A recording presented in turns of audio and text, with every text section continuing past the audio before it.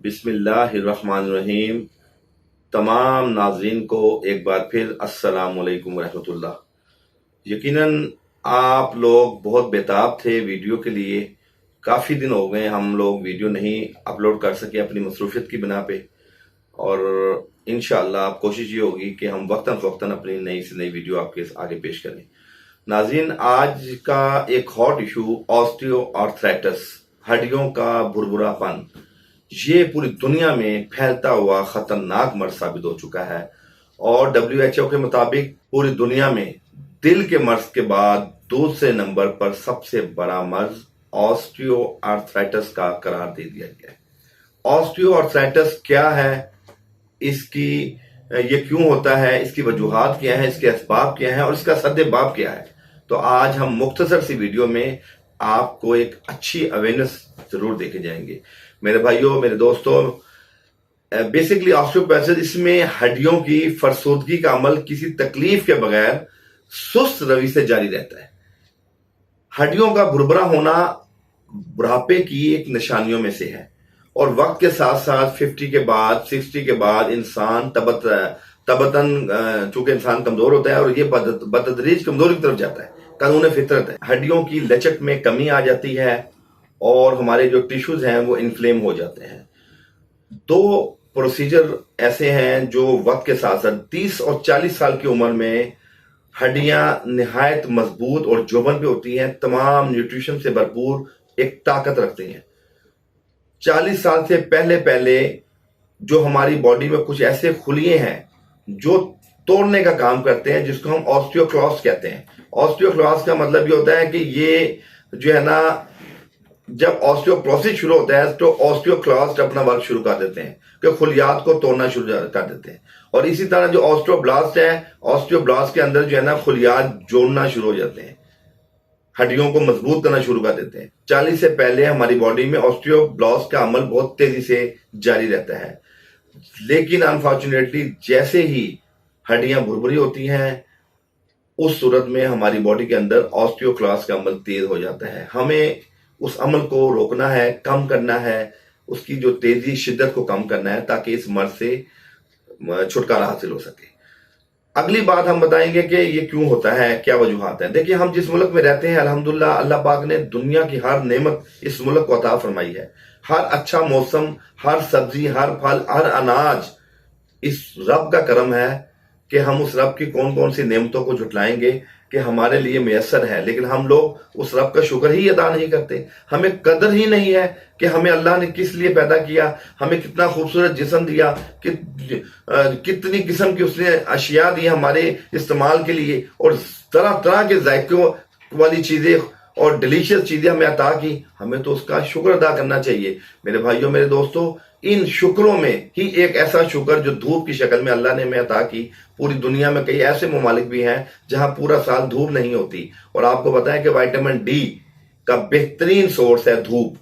तो जो लोग ऑस्टियो आर्थराइटिस का शिकार हैं या उनकी हड्डियां भुरभुरी हो रही हैं, उनके लिए सुबह 9 बजे से कबल, आजकल जो मौसम है इसमें 9 बजे से कबल की जो धूप है वो 15 मिनट धूप लेने से उनकी विटामिन डी की कमी पूरी हो सकती है। दूसरी बात यह है कि लोग अक्सर ये समझते हैं कि विटामिन डी हमारी हड्डियों को मजबूत करता है। बेसिकली एक ये क्लियरिटी आप अपनी जरूर कर लें कि कैल्शियम हमारी हड्डियों को मजबूत करता है और विटामिन डी स्पोर्टिवली कैल्शियम की ऑब्जॉर्प्शन को बढ़ाता है। ये एक सिस्टम है, ये एक अमल है। तो इसलिए अक्सर लोग विटामिन डी का इस्तेमाल 15 दिनों बाद करते हैं और कैल्शियम नहीं लेते। तो ऐसे लोगों को मैं ये इल्तमास करूंगा कि आप 10-15 दिन कैल्शियम रेगुलर लें और इसी तरह 16वें दिन आप विटामिन डी लें, फिर आप अपनी बॉडी में उसका रिजल्ट देखें तो इंशाल्लाह बड़ा जबरदस्त रिजल्ट आपको मिलेगा।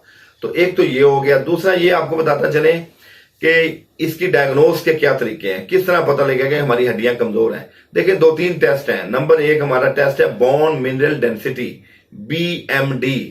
अमूमन जो है ना ये 82% नॉर्मल होती है वैल्यूज, लेकिन हमारे पाकिस्तान में 50 से नीचे अगर हो तो उसको ऑस्टियोपीनिया एक मर्ज करार देते हैं कि जिसमें हड्डियां जा रही हैं, कमजोर हो रही हैं, वीक हो रही हैं, ऑस्टियोपीनिया।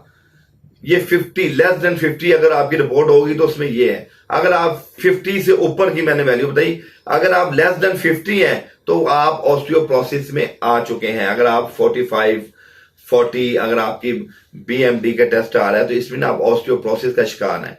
और अगर आप 60 से नीचे हैं तो आप ऑस्टियोपेनिया का शिकार है, यानी हड्डियां आपकी कमजोर हो रही हैं और उस तरफ जा रही हैं। 82 तक इसकी नॉर्मल वैल्यू होती है। दूसरा टेस्ट इसका टेक्सा टेस्ट होता है, जो स्कैन होता है, जैसे हमारा कोई अल्ट्रासाउंड है, जैसे हमारा कोई स्कैन होता है, इसमें हड्डी की सलाहियत को जांचा जाता है और ये बड़ा ऑथेंटिक टेस्ट है, टेक्सा टेस्ट।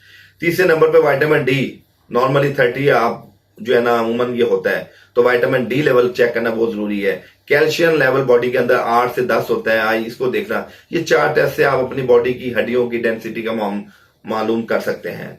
मेरे भाइयों मेरे दोस्तों, अब इसकी कौन सी खुराक है जो इसमें बहुत जरूरी है। देखें, हमारे अल्लाह पाक ने इस मुल्क के अंदर बहुत जबरदस्त चीजें, मिसाल के तौर पे जौ का दलिया, खजूर, बादाम, किशमिश, मछली, दूध, दही, इसके अलावा आपके पनीर, इसमें कैल्शियम भरपूर पाया जाता है। तो ये वो सारी गजाएं हैं जो आपको विटामिन डी और कैल्शियम की कमी को पूरा करेंगी।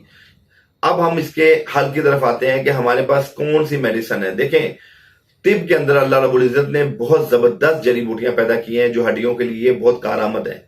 हम सिर्फ अपनी, देखें, इसमें लाइफस्टाइल को बेहतर करना है, नींद प्रॉपर लेनी है, वॉक सुबह की उसका एहतमाम करना है। अगर आपके पास वॉक का टाइम नहीं है तो 15 मिनट की उठ के साथ ही घर पे आप एक्सरसाइज कर सकते हैं, जिससे आपकी बॉडी वार्म अप हो। उस 15 मिनट की एक्सरसाइज से आपको बहुत फायदा मिलेगा। घर की छत पे आप कर लें, धूप की हालत में कर लें कि विटामिन डी भी मिल रहा हो और एक्सरसाइज से आपकी बॉडी, आपकी बोन्स, आपके जो मसल्स हैं उसकी स्ट्रेंथ भी बेहतर होगी। जी, इसमें आपको ग़िज़ा के वाले से तो हमने बताया है। अब हम आपको इसका तिब यूनानी में इसका क्या हल है।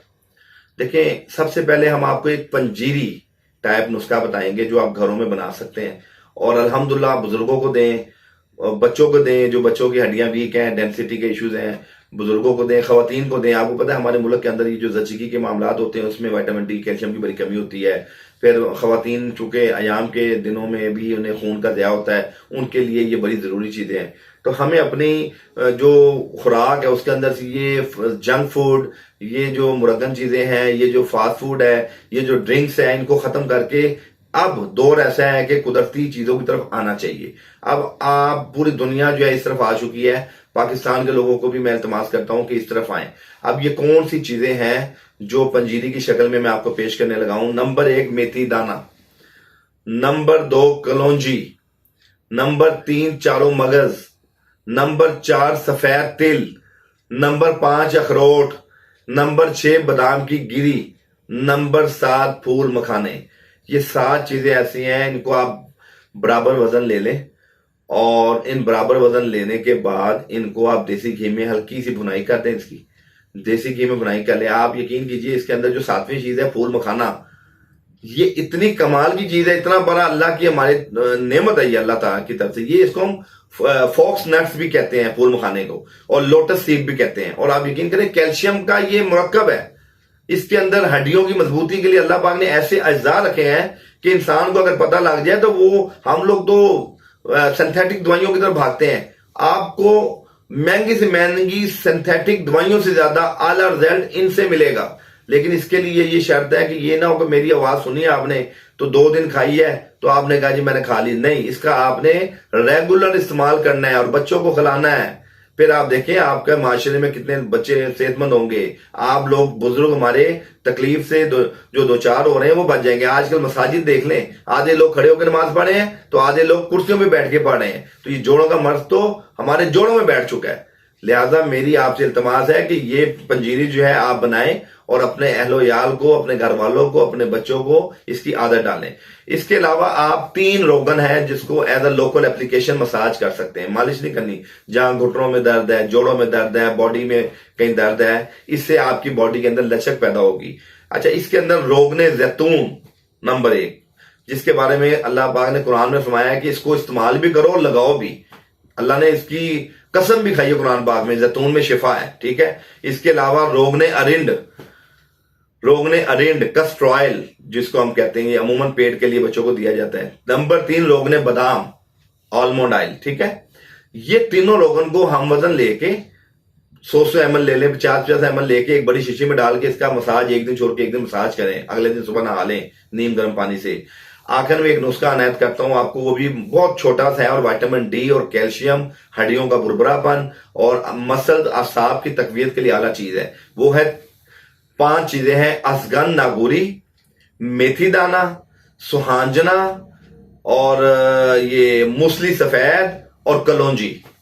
कलौंजी की मकदार बाकी नुस्खों में बेशक थोड़ी सी, मसलन अगर आपने असगंध, मेथी दाना, सुहांजना और मूसली सफेद 100 ग्राम लिया है तो कलौंजी जो है वो आप 50 ग्राम ले लें, ठीक है। इन तमाम नुस्खे को पिसवा लें, आधा चम्मच सुबह और आधा चम्मच शाम इस्तेमाल करें तो इंशाअल्लाह आपको किसी आर्थोपेडिक के पास जाने की जरूरत पेश नहीं आएगी, आपको किसी एक्सरे की या रिपोर्ट्स कराने की जरूरत पेश नहीं आएगी। अल्लाह ने चाहा तो आप इन चीजों से ही ठीक हो जाएंगे, लेकिन इसके अंदर शर्त है कि पूरे एतमाद और पूरे एतकाद के साथ ये नुस्खा इस्तेमाल करें। देखिए हम लोग मुस्तनद लोग हैं, लोग समझते हैं कि फेसबुक पे या सोशल मीडिया पे सब लोग नॉन कॉम्पिटेंट आते हैं। हम माशाल्लाह खानदानी तबीब लोग हैं और हम लोगों के खैर खा हैं, हम लोगों को अच्छी चीज बता रहे हैं। और ये भी अल्लाह के नबी ने फरमाया किसी को अच्छी चीज बताना, अच्छा मशवरा देना सदका के जुमरे में आता है। तो हमारी यही अल्लाह रब्बुल इज्जत से दुआ है कि अल्लाह पाक हमारी इस काबिश को कबूल फरमाए और हमसे हिकमत में कोई काम ले ले। बहुत शुक्रिया। अपने मेजबान हकीम अताउर रहमान सिद्दीकी को इजाजत दें।